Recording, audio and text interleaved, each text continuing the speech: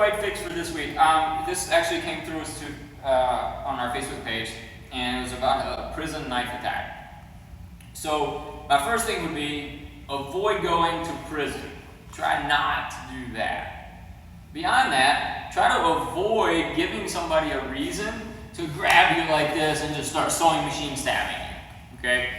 Look, it's not impossible that this is going to happen, but keep in mind, there has to be some impetus, there has to be some reason to drive somebody to do something this up close and personal and violent to you.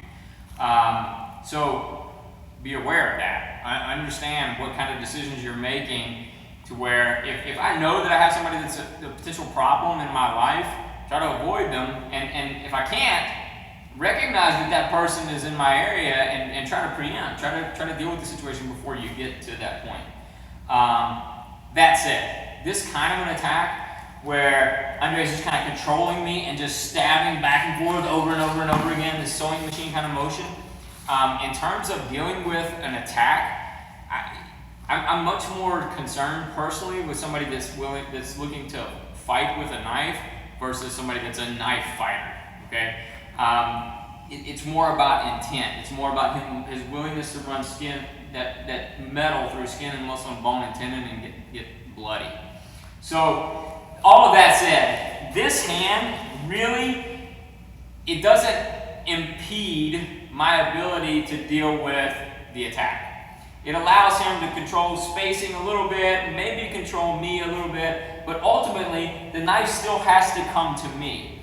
So if you understand our basic knife defense approach, I need to get some semblance of 2-on-1.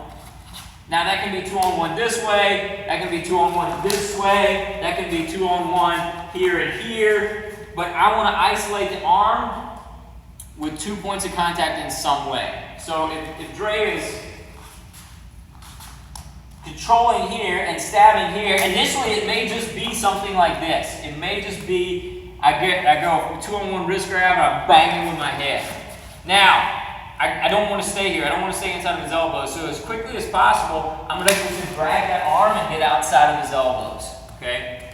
If I'm able to maintain this position for this moment in time, now it's about me counterattacking.